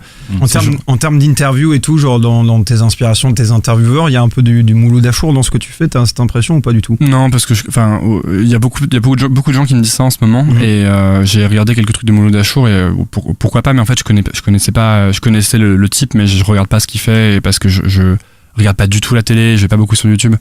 Donc je connaissais Mouloud Achour parce que tout le monde connaît Mouloud Achour, mais j'avais pas plus de... Donc ouais. Voilà. Et c'est qui la personnalité qui t'a le plus impressionné depuis que tu fais Nouvelle École? Le plus impressionné, franchement je sais pas parce que en fait ça a un peu l'effet inverse sur moi de les rencontrer, ça les démystifie plutôt. Ouais, ça les humanise. Ça les humanise vachement. Je dirais que je suis plus impressionné avant qu'après, mais c'est bien, tu vois. Et ça veut pas dire que je les trouve moins bons. En fait, si tu veux, ce qui se passe, c'est que je les connais par cœur quand je les interviewe, les gars. Ou les filles, mais parce que j'ai recherché pendant hyper longtemps. Souvent, c'est des gens que je suis depuis longtemps. Donc, quand j'arrive, en fait, il y a peu de surprises. J'essaye d'aller vers les questions qui vont me donner des surprises. Et par exemple, il y a certains épisodes, par exemple, Alice Zaguri, elle me sort une histoire sur un pote à elle qui est mort et tout. Bah là, ouais, grosse surprise, tu vois. Mais par rapport à la personne, en général, je vois qui c'est. Moi, il y a les interviews qui m'ont le plus marqué, je dirais que c'est il y a Navo forcément, parce que Navo il m'a invité chez lui, on était dans son jardin, c'était marrant quoi, parce que moi j'ai grandi sur Bref, je regardais Bref tout le temps quand j'avais 17 ans ou 18 ans à la fac, je sais plus. Et donc c'est ces moments-là plutôt, tu vois, où je me dis putain, je suis quand même avec Navo dans son jardin, tu vois. C'est plutôt sur le truc. Et tu parlais du moment où pardon, j'ai un chat dans la gorge. Tu parlais du moment où t'avais failli arrêter Nouvelle École parce que tu te posais des questions et puis au final il y a une avo qui est revenue et puis ça a pris de plus en plus et toi je suppose t'as pris du plaisir. Ça va ressembler à quoi Nouvelle École, genre dans un futur proche? Bah c'est pareil, c'est juste que moi ce que je veux c'est avoir des gens vraiment variés quoi. Je veux vraiment des passionnés, mais je veux pas faire de hiérarchie entre ce que les gens font. Et le problème avec les startups, c'est que si tu fais que des startups, t'as un peu une hiérarchie c'est un podcast d'entrepreneuriat dans un sens Nouvelle École. C'est lancez-vous, faites des choses, mais l'entrepreneuriat, c'est pas juste des startups, en fait. Et j'ai pas envie de hiérarchiser les ambitions créatives des gens, tu vois. Donc, et ça va être très, proche de ce que je vais devenir moi. Et en ce moment, ce qui m'intéresse, c'est de rencontrer, moi, j'aimerais bien rencontrer Virginie Despentes, par exemple. Parce que j'ai adoré son bouquin. Et parce que j'adore écrire, et puis je m'intéresse à ces problématiques-là en ce moment. Et donc, en fait, c'est vraiment c'est un peu le feuilleton de ma vie, tu vois. Même si c'est un peu mais ouais, c'est ça. Donc je sais pas vraiment en fait. Je sais pas, il y a des gens que j'ai envie d'interviewer hein, clairement. Par exemple, tu vois, j'aimerais bien interviewer des gros entrepreneurs style Xavier Niel, Jacques-Antoine Grandjean. J'aimerais bien interviewer Xavier Niel, c'est quelle boîte déjà? C'est Free, ouais. Ah ouais, là, ouais, c'est ça. Ulla. D'abord. Ouais, il a fait l'école 42 aussi. Enfin, tu vois, c'est plein de trucs comme ça. C'est Station F. Des personnes super inspirantes. Et donc il y a plein de gens que j'ai envie de rencontrer. Ouais. Et aussi, il y a des gens que je vais découvrir. Mais en fait, je me mets pas de. Potentiellement, je peux interviewer. C'est pour ça que c'est pas un podcast business. Tu vois, c'est pas des tips sur ta startup. Et moi, je l'aime bien comme ça. Tu vois, j'ai envie vraiment que tu vois les humains en fait dans tout ce qu'ils font et que ça puisse t'inspirer et que tu puisses trouver quelque chose dans lequel tu peux t'identifier à lui sans forcément faire exactement la même chose quoi. Du coup maintenant que tu as découvert le podcast, tu en écoutes aussi des francophones? Non. Désolé. Non, là il en a noté 2 déjà. Ouais. Non, alors j'en découvre en revanche. Ouais. J'écoute mais en fait j'écoute pas trop de podcasts. Ça c'est pareil, c'est un peu un malentendu. Moi j'écoutais beaucoup 1 ou 2 podcasts avant de lancer le mien. C'était le James Altucher Show, j'écoutais un peu le Tim Ferriss Show, j'écoutais 2-3 trucs, j'écoutais Planet Money qui était excellent et j'ai écouté vite fait des trucs genre This American Life. Mais en fait moi j'écoute pas de podcasts et je lis surtout, en fait moi je lis des bouquins quoi, surtout principalement, et quand je vais courir j'écoute encore The James Altucher Show qui est tellement bien que je continue à l'écouter quoi. Mais je suis pas un fan de podcast à la base, je suis arrivé ici un peu par hasard parce que j'ai entendu un truc que je trouvais bien, je me suis dit je vais faire un truc un peu similaire parce que ça m'inspire. Donc voilà. Et tu disais tout à l'heure, tu faisais un peu la liste des personnes que t'aimerais bien avoir dans ton émission. Nous, on sait qu'il y a une personne que t'aimerais bien avoir dans ton émission. Ce serait sans doute c'est maintenant. Ce serait sans doute le petit Booba. Parce que je me suis laissé entendre dire. Ça se dit ? Je me suis laissé dire. Oui, voilà, je me suis laissé entendre dire, c'est bizarre. Je me suis laissé dire que t'aimais bien Booba. Et on a une personne dans ce studio qui lui a grandi aussi dans les quartiers difficiles, là où Booba. C'est cliché. Ici, quoi. C'est ici. Ça va. Mais surtout, mec, c'est le pote de Booba. C'est vrai qu'on est au Pont de Sèvres en plus. Exactement.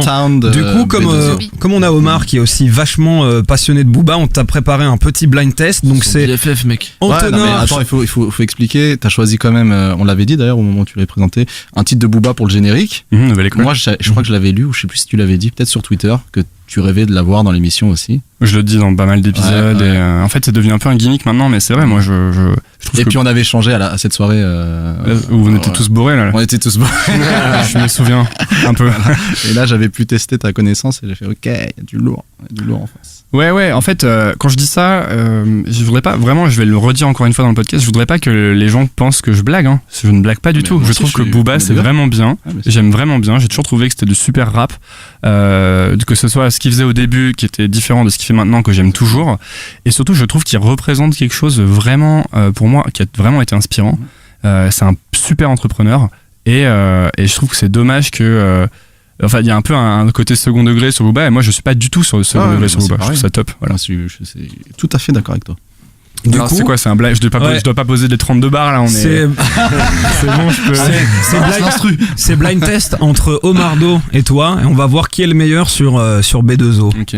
C'est Pierre qui nous a préparé cette. J'ai concocté un petit blind test. Il faut juste éviter de montrer l'iPhone à Omar. Ouais. Moi, je suis très compétitif. C'est pour ça, donc. Bon, vous vérifiez Antonin, moi je regarde l'autre. Jouez le jeu, regardez vos pieds.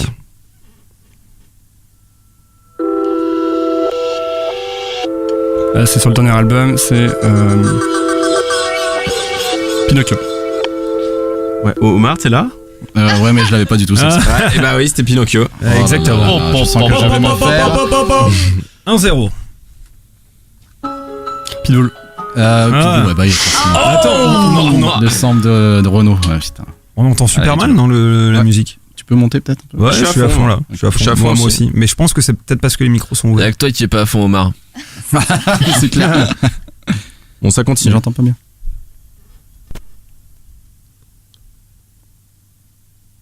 Ouais, Pierre aussi qui est pas à fond. Sur feu. Oh là là. Bon, ça va vite là. On a vraiment un expert. Là, ça va très. Je savais compliqué pour vous là. Ouais, très très fort. Une petite dédicace personnelle. Je me dis ça. Pigeon. Oh là là. Il y a la meilleure. Omar, faut que en plus, il a mis des durs, il a pas mis les. Omar, c'est Fanny sous le baby, hein. Ouais, j'ai mis des durs. Puis celle-là, il y a une punchline énorme. Les aigles ne volent pas avec les pigeons. C'est Here avec Christine and the Queen. J'entends rien, franchement, j'entends rien. Rapproche ton portable du mic. Ah, mais c'est ton téléphone en fait qui fait le bruit. C'est mon téléphone qui fait le bruit. Mais oui. Depuis tout à l'heure, ça marche pas avec le bordel là. Ah, mais pourquoi je suis bon? Mais c'est pour ça. Ça sert à quoi que je sois branché en fait? Je sais pas. Il va y avoir de la post-prod sur ce. Ouais, on le mettra après. Bon, allez. Petite dernière. Truc de Boulogne. Ouais, du coup. Bon, j'ai avant les dernières. On arrête le carnage. Ouais, c'est clair.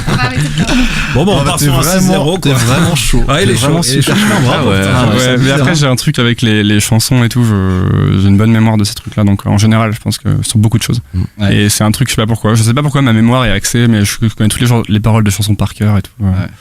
Par contre, je me souviens pas de ce que me disaient les gens. C'est réglé. T'as dit quoi? Je dis, j'ai une très mauvaise mémoire et je suis très lent. Donc, comme ça, c'est réglé. Là, je suis meilleur à faire les blind tests qu'à y jouer apparemment. Du coup, désolé, on n'a pas pu laisser les musiques pour enjailler les gens sur. T'inquiète, Omar, on fait un blind test Simple Plan la prochaine fois. En fait, j'étais un gros skater Avril Lavigne et compagnie. Je voulais avoir de la street cred. Les chances que je gagne sur Avril Lavigne et Sum 41. En tout cas, Antonin, c'est cool d'être venu nous voir. Tu restes bien entendu jusqu'à la fin de cette émission qui n'est pas terminée, les amis. Parce que tout de suite, c'est un moment très spécial, les amis. Surtout pour moi. Vous le savez, je vous l'ai dit ta gueule. je vous l'ai dit en début d'émission.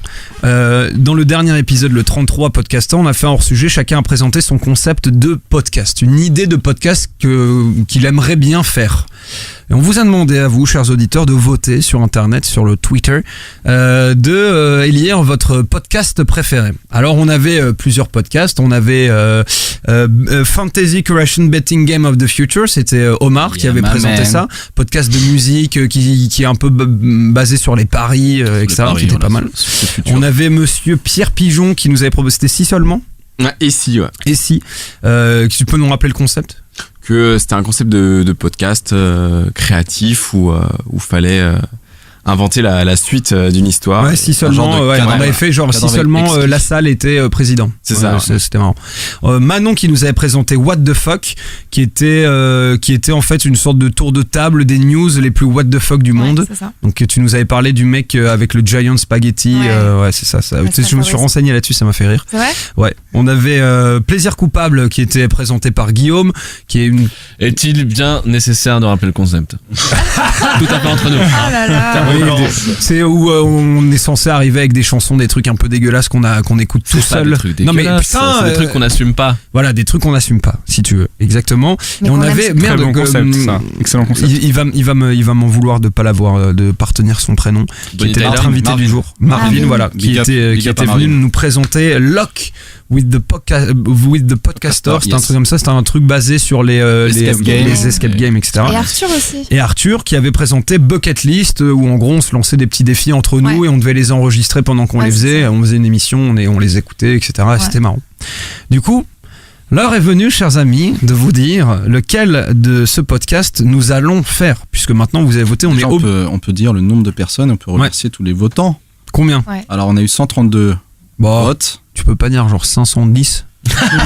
132 000. Ouais, 132 cas. Attends, c'était quand même un truc, fallait cliquer au moins 3 fois. Attends, bien sûr. On a eu par contre 33 petits messages, mais franchement, de love. Vraiment de l'amour à l'état pur. C'était super adorable. Donc merci à tous ceux qui ont voté, à tous ceux qui ont laissé un petit message. C'était super sympa. Les auditeurs, on n'oublie pas que sans vous, nous ne sommes rien. Donc on vous remercie vraiment très très chaleureusement. Michel Drucker. Il est con. Donc on a fait quand même un petit classement et je vous propose de découvrir ce podium absolument magnifique. Le 3e podcast de ce vote n'est autre que... Attention, roulement de tambour. Énorme. Si ça marche. Ouais, ça marche. C'est vrai que c'est très très drôle. Tu me donneras le numéro de ton dealer, hein, Pierre Pigeon. C'est le podcast de Manon, What the Fuck, qui arrive en 3e position du classement avec 13,6% des voix. Bravo à toi, Manon. Je remercie tout le monde. Qui était une excellente idée de podcast. On le fera peut-être un jour, mais pas maintenant, malheureusement. Ouais, c'est ça, c'est pas le moment. Le 2e podcast de ce classement. Attention, roulement de tambour. Putain, ça vous fait rire quoi. Pardon, je hate. Gratos. N'est autre que Fantasy Creation Betting Game of the Future. Bravo. Merci les gars. Omar, fini donc. Le podcast d'Omar. À expliquer. Ouais, c'est vrai. Combien T'as été bon sur les avec 16,7%. On est de vote. Vraiment. De toute façon, la majorité écrasante. Et attention, le premier de ce classement.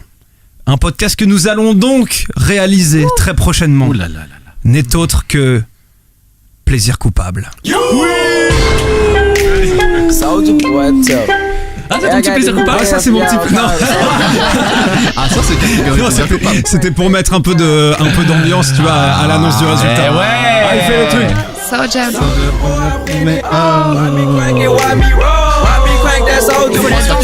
Ah putain, c'est les Jots. Bravo en tout cas, Guillaume. Plaisir coupable. Mais c'est vrai que c'était la meilleure idée de ça. Maintenant le plus dur commence quoi. Si c'était une présidentielle, il aurait été élu au premier tour. 56,8% des voix pour le podcast présenté par Guillaume. Juste comme ça, vu qu'on va le faire très bientôt. Alors par contre, on peut pas s'engager sur quand on va. Non mais on peut pas dire maintenant quand on va le faire et tout. Avant la fin du mois de septembre.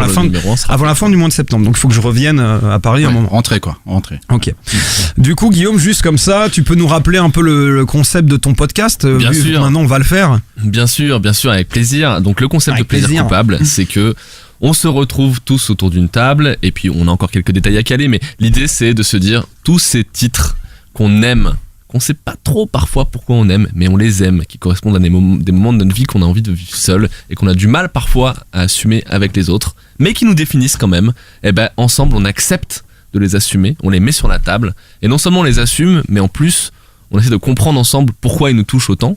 Parfois il y a des raisons très personnelles et puis parfois il y aura peut-être des raisons un peu plus objectives et on va décortiquer quoi, la musique, les lyrics, et on va chanter, on va faire tout ça machin. L'idée c'est vraiment d'essayer de se dire putain on assume quoi. On va faire de la musique aussi. On va faire de la musique quoi. Ça va être bien ça. Mais le truc c'est voilà vraiment on va chanter. C'est un moment où on se met tout nu quoi. On se met tout nu, on met son âme à nu. Ah pardon, et voilà et bon on va essayer de trouver la meilleure formule, mais je pense que l'idée c'est d'essayer de faire venir des invités, des gens.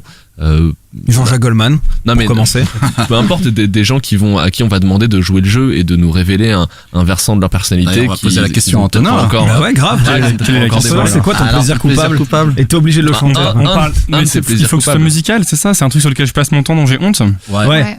Genre que t'écoutes seul tout, du coup, tu vois, parce que. Ah, donc c'est de la musique, c'est ça? Bien sûr. C'est que de la musique. Mais moi c'est que des trucs coupables, j'écoute Blink 182 toute la journée donc ouais mais c'est pas, tu vois ça c'est pas assez coupable. C'est pas assez coupable. Putain vous êtes dur. Blink 182 c'est cool. Pour te donner un exemple, moi quand j'avais pour décrire le concept pendant la dernière émission, j'avais donné un de mes plaisirs coupables qui était Bonnie Tyler, Total Eclipse of the Heart. Je voudrais regarder mon Spotify mais toi t'es vieux à l'intérieur. Tu vois genre moi par exemple c'est Tourne les violons de Jean-Jacques Goldman. Genre j'aime vraiment bien cette chanson parce c'est Casey and Jojo. Mais je sais pas, moi je trouve pas ça. Moi j'écoute des trucs à la con, genre Don't Stop Believing, tu vois, mais. Ah, pas mal. Mais, mais j'écoute avec ça, avec aucune honte, tu vois, je vais dans le métro et j'ai le sentiment de. Tu vois, j'écoute Living on a Prayer. Ah, bien sûr, Bon Jovi, mais bien sûr. Mais c'est un peu de musique. Si tu dis à Guillaume que John Bon Jovi est un plaisir coupable, il va te péter la gueule. Non, mais t'as entendu les basses au début? Mais mec, c'est pas un plaisir coupable, c'est monstrueux, John Bon Jovi, c'est trop bien. D'accord. Bah alors. C'est là que le débat commence. En fait, j'écoute un peu de Renaud quand même. Ah non, là je peux pas te laisser dire ça. Ça dépend quelle époque, mec. Dire ça, Renaud c'est pas plaisir coupable. Ça dépend. Renaud à partir de Manhattan Kaboul, c'est coupable. S'il avait pas fait Mistral gagnant, on n'aurait pas eu Pitbull de Booba. Eh bah voilà, ouais mon gars. Moi j'étais fan de Renaud, mais quand j'étais petit, c'était quand même marrant, tu vois, parce que maintenant je suis plus fan de Renaud. C'est peut-être. Voilà, pardon. Bref, en tout cas, ce sera plaisir. C'est donc plaisir coupable que nous aurons le plaisir de faire. Chers amis, on arrive vers la fin de cette émission. On a comme des petits remerciements par-ci, par-là, à droite, à gauche, des petites recos culturelles. Ah oui, c'est vrai, tout juste avant de clôturer. Quelle est ta reco culturelle, Guillaume? Très rapidement, parce qu'on fait long là. Bah attends, oui. J'ai quand même tout gagné aujourd'hui. Oui. c'est vrai.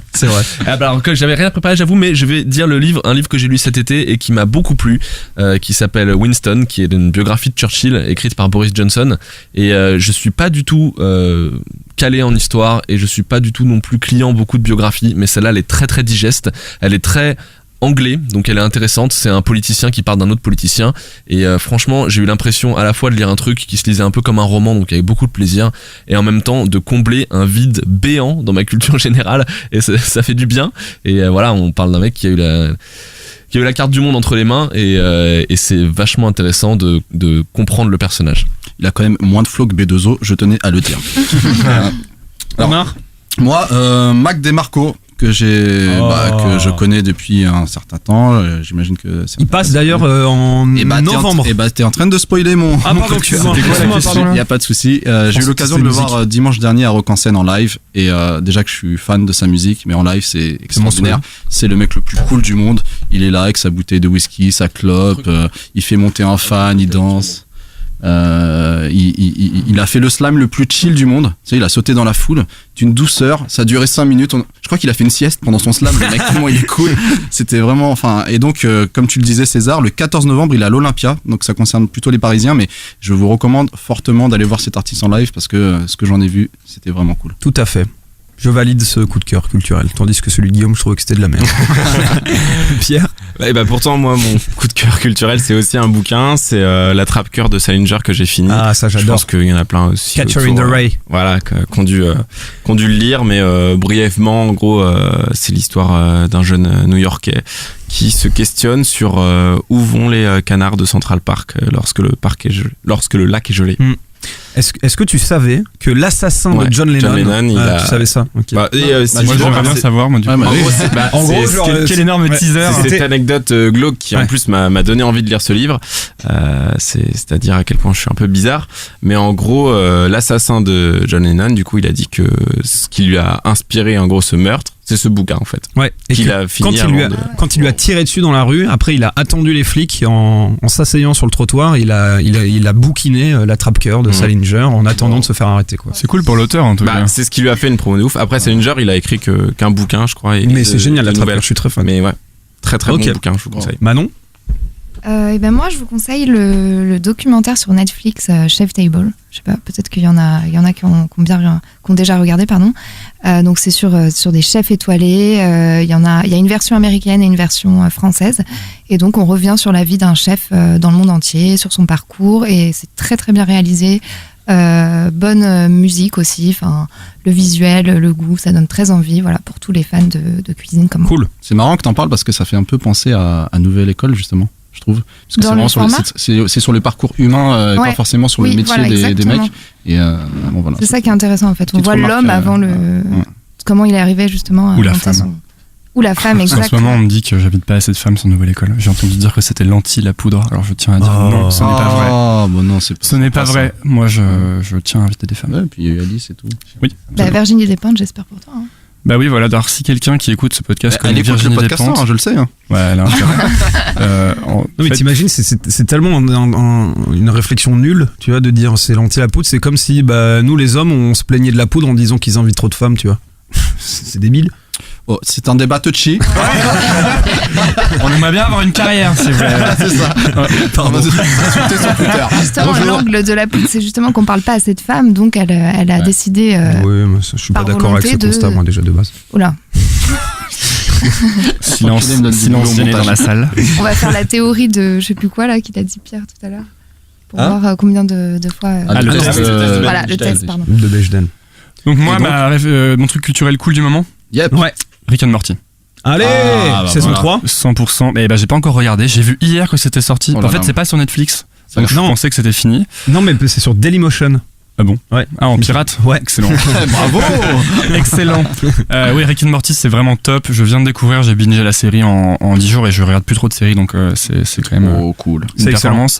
C'est parce que moi, je suis un grand fan de Family Guy, et ce que j'aime dans Rick and Morty, c'est pas forcément aussi drôle que Family Guy, mais c'est tellement dingue au niveau de tout ce qui est scénario, du message, de l'aventure, et c'est aussi drôle en plus, et c'est des idées de ouf à chaque fois. Je sais pas comment les mecs les trouvent, et voilà, donc gros coup de cœur. Et allez tous voir Rick and Morty. Ouais, pareil. Alors moi j'en ai 2. Je sais pas lequel faire. Mais ouais, c'est vrai. Mais du coup, je vais faire un choix. Parce que choisir, c'est renoncer. Voilà. Du coup, je vais juste parler d'Action Bronson qui a sorti son nouvel album il y a quelques jours. Nouvel album qui s'appelle Blue Chips 7000, qui est absolument génial, avec 13 tracks absolument d'anthologie, dont un feat avec Rick Ross qui est vraiment terrible. Donc allez écouter ça. C'est le feat à 300 kilos, quoi. Le nouvel, exactement. Le nouvel album d'Action Bronson, il est vraiment très très très cool. Voilà. Il me semble que les recos culturels en général, ça sonne un petit peu la fin de cette émission. Qu'est-ce que vous en pensez? Ouais les gars, bien entendu. Sympa, hein. En tout cas, c'était cool pour ce premier épisode de la saison 3. Merci à tous de l'avoir suivi. Merci surtout, chers amis auditeurs, continuez. On est sur SoundCloud, on est sur Facebook, on est sur Twitter, on est sur iTunes. Mettez des étoiles, écrivez des avis, ça fait toujours plaisir pour le référencement. On ne le dira jamais assez. Merci beaucoup mon petit Guillaume. Merci Omar, merci Pierre, merci Manon, merci Annabelle, et surtout merci à toi Antonin d'être venu nous voir. Et merci puis, à vous. Bonne continuation. Écoutez Nouvelle École aussi, chers amis, parce que c'est cool. On se retrouve nous dans 2 semaines, comme d'habitude, pour un nouvel épisode du Podcaster. En attendant, surtout, portez-vous bien. Ciao. Salut.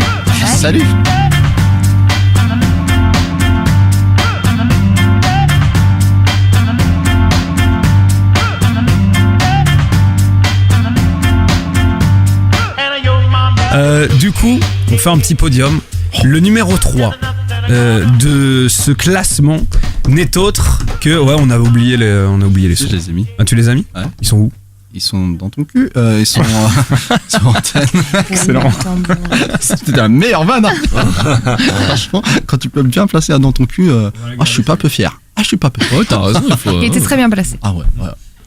Il y a des blagues, c'est que le timing. Tu vois, le texte est connu. C'est une question de timing, quoi. Putain, je les avais pas vus. Tant pour moi.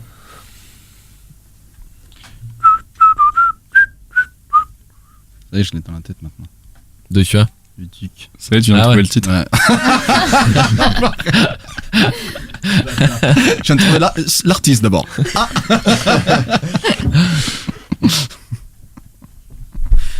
Énorme. Quelqu'un se fait un café. Tu veux un café? Moi, je vois qu'on est tous aussi pros, ça me rassure. Ah ouais, ça c'est dans la ligne édito du podcasteur. Moi, tu sais que moi, podcast à l'arrache. J'assume pas cette vanne. Hein. Je tiens à le dire. Laquelle? La vanne des dauphins et tout. Ah oui, d'accord, vous avez fait ça. Okay. Ouais, je vois à fond, quoi. La déception sur son visage. C'est le 3e dauphin, c'est ça? 3e dauphine, c'est ça la vanne? C'est pas ça la vanne. Non, vous avez fait des bruits de dauphins. Peut-être vous pouvez faire la vanne et après vous l'expliquez. Comme ça, on peut avoir pas de spoiler pré-vanne. Là, on monte ici. Donc le 3e, puisqu'on a fait un petit podium quand même. Le 3e de ce classement. Roulement de tambour, et je n'accepte pas du tout cette vanne parce que je la trouve hyper nulle.